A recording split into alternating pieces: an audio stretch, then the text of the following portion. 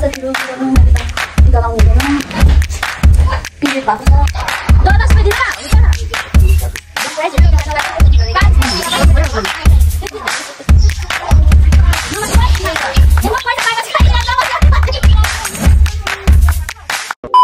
Hello everyone, welcome back to my new video.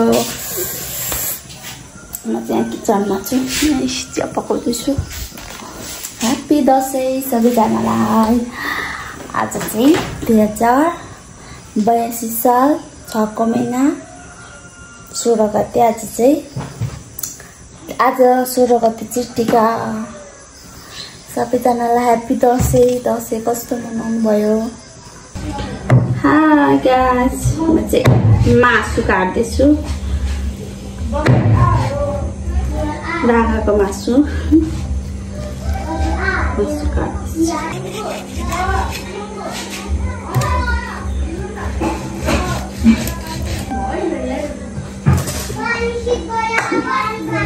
मासु पकाउनु guys, मासु अहिलेलाई चाहिँ हाम्रो मात्रै पकाउने।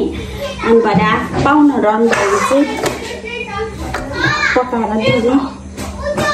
आज त आउनुहुन्न होला खासै बस्नु गाइस। काम गर्न लगाएको हल्ला गर्न सक्छु। साथीहरू के गर्नु, मैले त टिका लाउनु हुँदैन।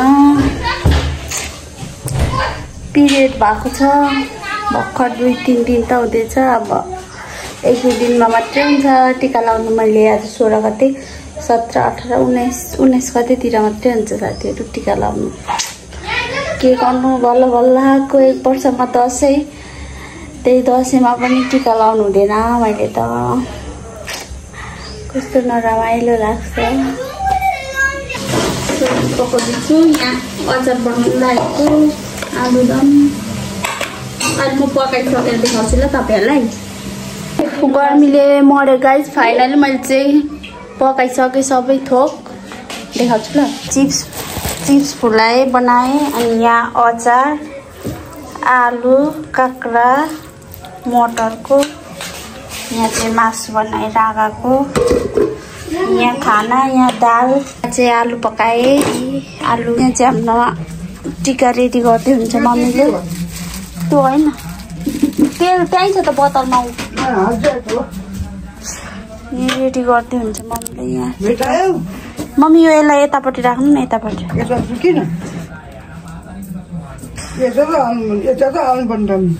ल हाल्नु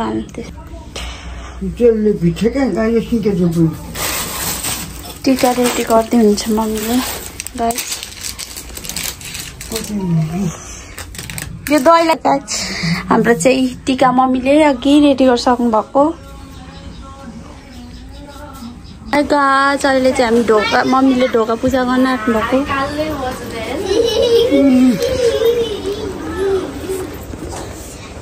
ढोका पूजा गर्दै हुन्छ। एउटा ढोका मात्रै गर्दा हुन्छ।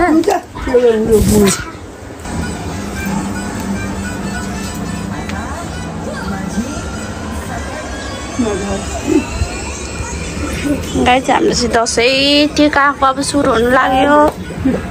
हुन्छ पर्नु हुँदैन। अनि मेरो सासू त नि गाइस केही जान्नुको हुन त मैले नगर्नु जेलसम्म।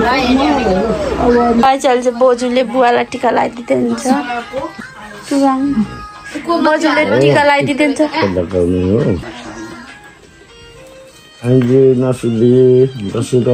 बोजू टिका लगाइदिने, बाउ आफै आशीर्वाद दिने गर्दै हुन्छ गाइस। मजाले लगाइदिनु बोजू ढ्याप्प बुवालाई। बुहारीको पालो टिका लाउने। बस्नु त नि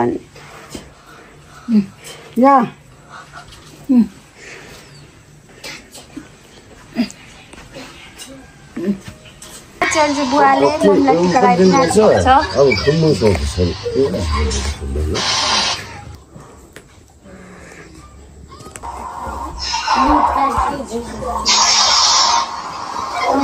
हाम्रो चाहिँ टिका लाउनु।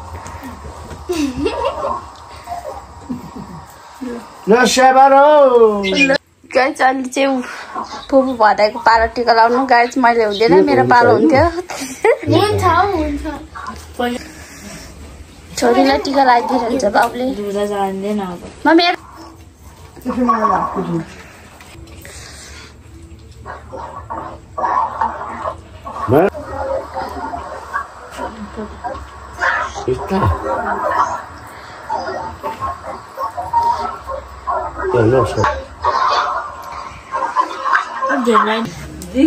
भोलि पछि अब म अब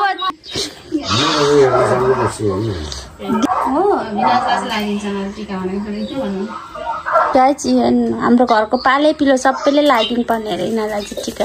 पैसा पाओस् भनेर पैसा पाउँदैन यिनीहरू खोजेर।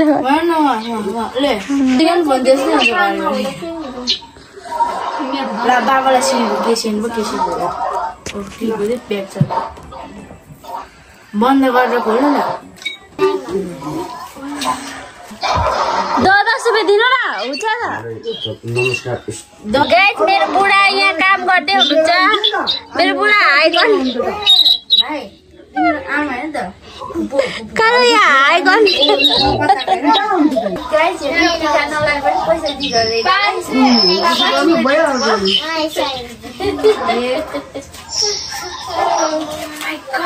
नमस्ते खोइ तिमीहरुको देखो पैसा पाएपछि खाइदिनु नमस्ते भन्ने मात्रै ढोग्नुहुन्छ खुट्टालाई चाहिँ अहिले नन्दको त भइहाल्छ हैन हौ छोरालाई चाहिँ ढोग्न नलाउनु नन्दको तपाईले ढोग्न हुन्छ त्यो छोरालाई चाहिँ तपाईको ढोग्न नलाउनु क्या अहिले हुँदैन अब 4-5 दिन पछि मात्रै हुन्छ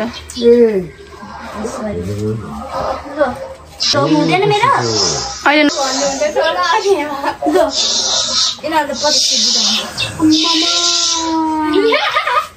गरेको है भाउजूलाई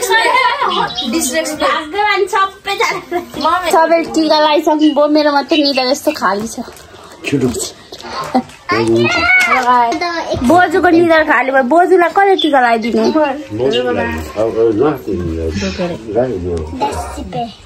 बोजूको चाहिँ निधार खाली भएर नातिनीले लगाइदिनु हुन्छ होला छ्यारोलाई टिका लगाइदिँदैछु भने पनि मेरो छ्यारोलाई पनि टिका लाउँछ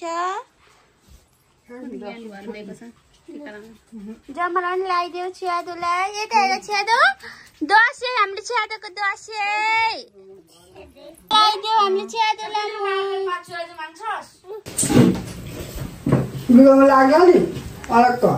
दसैँको खाना खाने भनेको यिनीहरू यति मात्रै गाइस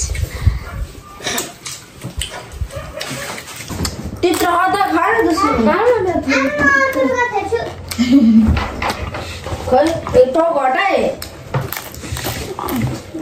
त्यहाँ फाल्यो भने चाहिँ मारेर नि दिन्छु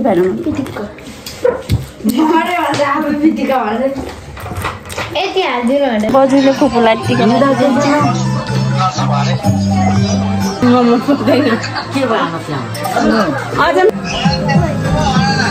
भाइलाई टिका लगाइदिनु भयो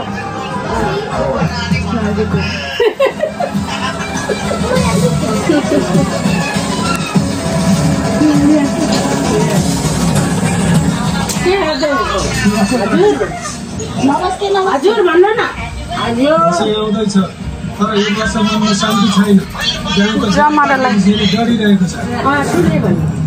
चाडपर्वमा मेलमिलाप होइन आपसी दूरी बढिरहेको छ विराटचोकबाट बोल्नु भएको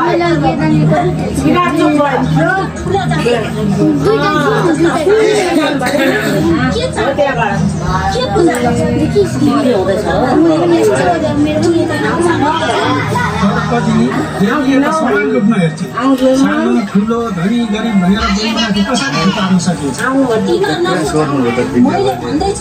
यो दशैंमा हामीले देवीलाई बलि चढाउँछौँ सानो जातको मान्छे हामीले दशैंमा आफ्नो कुल र समाजको मानको लागि बचाउनु पर्छ